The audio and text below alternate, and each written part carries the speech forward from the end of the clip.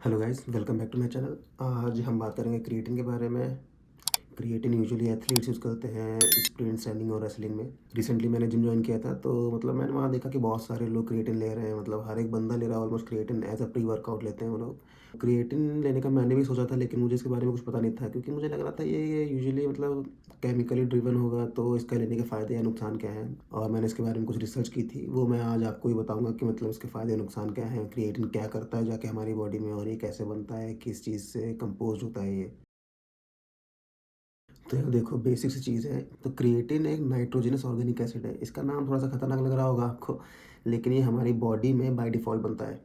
अब ये हेल्प करता है हमारी स्केलेटल मसल्स को। जब हम एक्सरसाइज करते हैं या कोई भी वर्कआउट करते हैं, तो जो एनर्जी प्रोवाइड होती है हमारी मसल्स को, जो कॉन्ट्रैक्ट या रिलैक्स करती है, ये उनको एनर्जी प्रोवाइड करता है। बाय डिफ़ॉल्ट हमारी बॉडी में बहुत ही कम क्रिएटिन बनता है।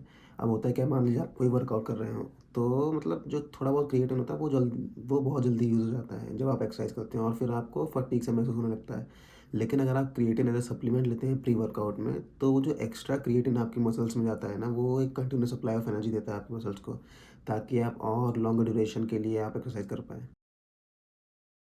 अब देखो, क्रिएटिन बेसिकली 3 कंपाउंड से बना होता है, और इसके नाम बहुत ही खतरनाक हैं। मैं पढ़ के बताता हूँ आपको। ये है एल-आर्जिनाइन और ग्लाइसिन और एल-मिथियोनाइन। तो इन तीनों के रिएक्शन से या इन तीनों के कॉम्पोजिशन से बनता है हमारा क्रिएटिन।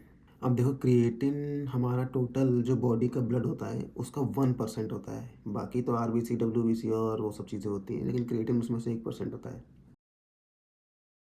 अब देखो, होता ये है कि जैसे हमारी बॉडी में क्रिएटिन बन रहा है, तो जो हमारी बॉडी में क्रिएटिन बनता है वो 1 से 2 ग्राम बनता है बस। और ये जो 1 से 2 ग्राम हमारी बॉडी में क्रिएटिन बन रहा है, वो यूजुअली प्रोटीन रिच डाइट से बनता है।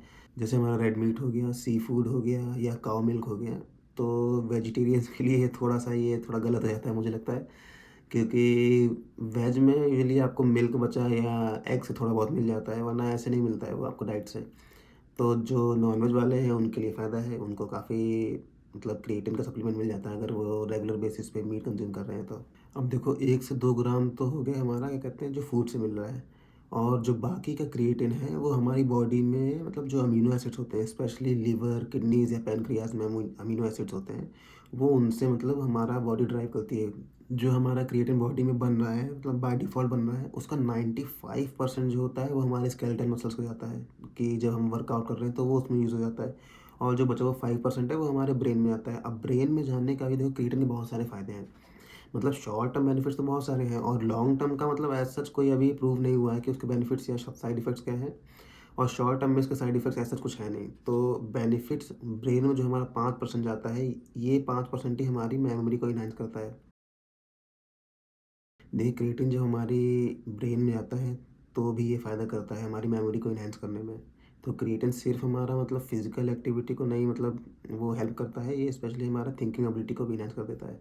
अब देखो, होता ये है कि अभी तक तो मतलब स्टडीज़ कहती हैं क्रिएटिन आपके लिए ठीक है, कोई इतना इश्यू नहीं है, आप क्रिएटिन ले सकते हो एज़ अ प्री वर्कआउट, आप वर्कआउट करो, कोई इश्यू नहीं है, कोई साइड इफ़ेक्ट नहीं है। लेकिन अभी तक मतलब रिसर्च चल रही है और ऐसा प्रूव नहीं हुआ है कि क्रिएटिन अगर जैसे कोई प्रेग्नेंट लेडी लेती है या किसी को लिवर या किडनी का इश्यू है, अगर वो क्रिएटिन लेता है तो उसके ऊपर क्या साइड इफ़ेक्ट होता है। क्योंकि देखो, लिवर, किडनी ये सब चीज़ें पहले से ही क्रिएटिन बना रही हैं अमीनो एसिड से, तो एक्स्ट्रा क्रिएटिन लेंगे तो मेबी इन पे कोई साइड इफ़ेक्ट आ जाए। तो ऐसा अभी प्रूव नहीं हुआ है, मेबी फ्यूचर में कुछ ऐसा प्रूव हो जाए।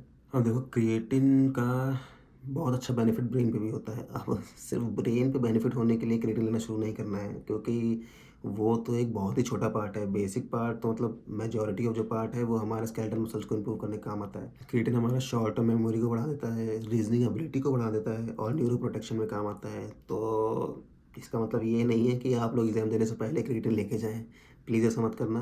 क्रिएटिन लेने से पहले ज़रूरी है कि आप डॉक्टर से कंसल्ट करें। फिर डॉक्टर जैसा कहता है उस डोज़ में आप क्रिएटिन लें, अपने आप से ना लें, वो ज़्यादा अच्छा होगा, क्योंकि अभी ऐसा कुछ साइंटिफिकली प्रूवन नहीं है। मेबी आपको एलर्जी हो सकती है, तो क्रिएटिन का बहुत बड़ा साइड इफ़ेक्ट हो सकता है आपकी बॉडी पे। तो इट्स बेटर कि आप डॉक्टर से कंसल्ट कर लें एक बार, उसके बाद क्रिएटिन लें। अब देखो, बात करते हैं कि क्रिएटिन कितने तरह के होते हैं। 2 तरह के क्रिएटिन होते हैं, एक का तो मैं शायद नाम भूल गया हूँ, लेकिन दूसरा जो बहुत ही पॉपुलर क्रिएटिन है वो है क्रिएटिन मोनोहाइड्रेट। तो यूजुअली सब लोग क्रिएटिन मोनोहाइड्रेट ही लेते हैं, और इस पे ही स्टडीज़ हुई है कि आप ये ले सकते हैं, आपकी मसल्स को एनहांस कर देगा या एनर्जी दे देगा आपकी मसल्स को। तो ये क्रिएटिन मोनोहाइड्रेट है। और यही लोग लेते हैं एज़ अ प्री-वर्कआउट। तो हम बात करते हैं जब क्रिएटिन हम लेते हैं या हमारी क्रिएटिन जब बॉडी में जाता है तो ऐसा मतलब क्या होता है? तो जब आप क्रिएटिन लेते हैं तो आपकी मसल्स क्रिएटिन को ब्रेक करती हैं क्रिएटिन और फ़ॉस्फ़ोरिक एसिड में, जिसे हम मतलब फ़ॉस्फ़ोक्रिएटिन भी कहते हैं। अब ये सारा काम हमारी मसल्स करती हैं, फ़ॉस्फ़ोक्रिएटिन बनाने का काम हमारी मसल्स करती हैं। अब देखो जो हमारा फ़ॉस्फ़ोक्रिएटिन बना है मसल्स में, ये बनाता है हमारा एटीपी। एटीपी एक मतलब एनर्जी का पैकेट कह सकते हो आप, एडिनोसाइन ट्राइफ़ॉस्फ़ेट होता है ये। ये एटीपी एक कंपाउंड टाइप का होता है जो आपकी मसल्स में एनर्जी सप्लाई करता है जब आप मतलब एक्सरसाइज कर रहे होते हैं और आपकी मसल्स को ढेर सारी ऑक्सीजन और एनर्जी चाहिए होती है। तो ये एटीपी ही प्रोवाइड करता है वो एनर्जी आपकी बॉडी को। क्रिएटिन हमारा एटीपी बना रहा है, एटीपी हमारी मसल्स में है। अब अगर आप क्रिएटिन नहीं ले रहे होते हैं और जो आपके फूड से नॉर्मली क्रिएटिन मिला है और जो आपकी बॉडी ने बनाया है 1 से 2%, तो होता ये जैसे आप वर्कआउट कर रहे हैं तो ये बहुत ही कम क्रिएटिन होता है और ये आप मान लो एक्सरसाइज कर रहे हो तो 1 से 2 मिनट में मतलब एग्ज़ॉस्ट हो जाएगा ये क्रिएटिन। इसीलिए कहते हैं कि आप creatine low as a pre workout ताकि लॉन्ग टर्म के लिए आप एक्सरसाइज कर पाओ। तो जब क्रिएटिन जाता है हमारी बॉडी में वो एटीपी बना देता है। एटीपी क्या होता है? एनर्जी सप्लाई करता रहता है धीरे-धीरे आपकी मसल्स को और आप देर तक एक्सरसाइज कर पाते हो फिर।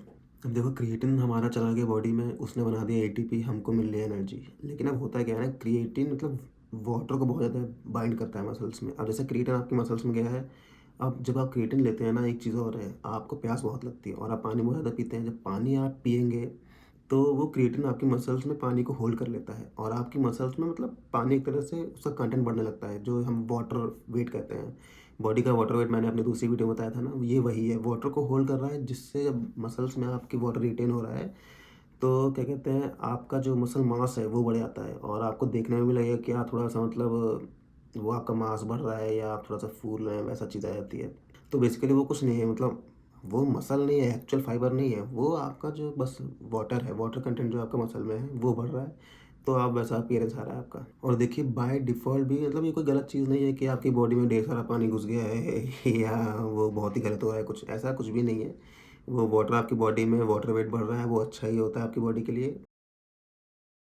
अब देखो अब हम बात करते हैं कि जब हम मान लो क्रिएटिन ले रहे हैं, अब हमने कुछ साल क्रिएटिन लिया, लेकिन कुछ टाइम बाद हमने क्रिएटिन लेना छोड़ दिया, तो तब क्या होगा? अब देखिए सिंपल सी बात है, आप क्रिएटिन ले रहे थे, आपने क्रिएटिन लेना छोड़ दिया, तो अब होगा ये, अभी तक क्रिएटिन आपकी बॉडी में था, उसने वाटर को रिटेन किया आपकी मसल्स में। अब जब आप क्रिएटिन नहीं ले रहे हैं, तो वो जो वाटर रिटेन था, वो यूज़ अप हो रहा होगा, ब्रेक डाउन हो रहा होगा उसका। तो वो वाटर कंटेंट जो वाटर वेट होता है आपकी बॉडी का, वो घटने लगेगा और आप थोड़ा-सा श्रिंक करने लगेंगे। और ऐसा कोई भी मतलब ड्रास्टिक चेंज या साइड इफ़ेक्ट ऐसा प्रूव नहीं हुआ है शॉर्ट टर्म या लॉन्ग टर्म बेसिस पे। तो उसके बारे में मैं कुछ कह नहीं सकता, लेकिन ये है कि मतलब आप अगर वैसा फ़िज़िक मेंटेन करना चाहते हैं तो क्रिएटिन आपको लेना चाहिए, मतलब रेगुलर बेसिस पे लेते रहिए। अगर आप छोड़ रहे हैं तो आपके अपीयरेंस में थोड़ा बहुत चेंज तो आएगा ही, वो विज़िबल होगा आपको भी।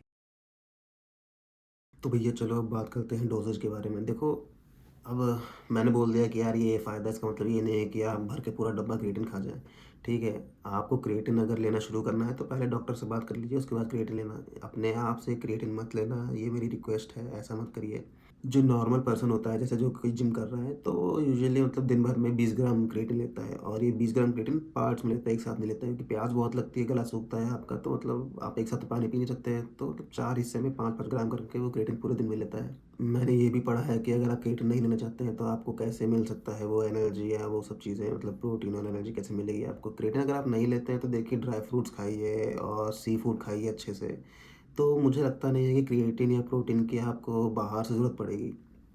कोशिश करिए क्रिएटिन अगर आप ले पा रहे हैं तब तो ठीक है, कोई दिक्कत नहीं है, लॉन्ग टर्म तक लेते रहिए। लेकिन अगर नहीं लेना चाहते हैं तो जैसे ड्राई फ्रूट्स और सी फूड ये सब खाइए। देखिए ये सब तो अवेलेबल रहता है, इसको खाने से कोई साइड इफ़ेक्ट भी नहीं है। आप लाइफ टाइम खाते रहिए, वो सप्लाई आपको मिलती रहेगी। तो इसके भरोसे मत रहिए। अगर कोई ऑप्शन नहीं है, आप जैसे वेजिटेरियन हैं, आपकी डाइट अच्छी नहीं है, आप बाहर रहते हैं या कुछ ऐसा सीन है, तो आप क्रिएटिन ले लो फिर।